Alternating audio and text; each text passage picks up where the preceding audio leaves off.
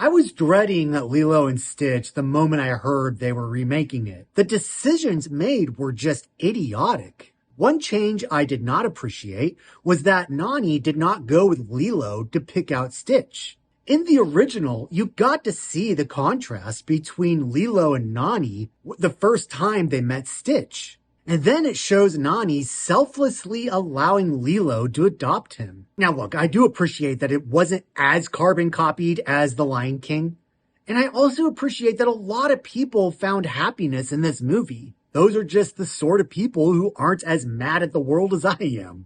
But still, personally, I really just think Lilo and Stitch belongs at the bottom of your watch list. Now, the absolute best thing I could say about the Lilo and Stitch remake is that Lilo and Nani, especially Lilo, was perfectly cast.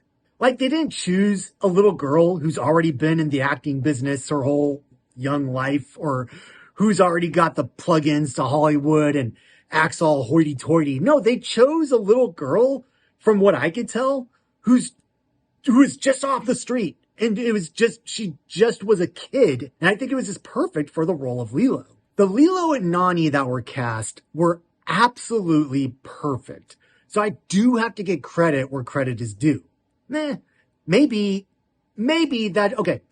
I'm gonna lift this up from being at the bottom of your list movie to putting it as mid. I think it's a middle of the ground movie. It's worth watching for Lilo and Nani. I think their performances were fantastic. Obviously, I do think the original is much better to watch.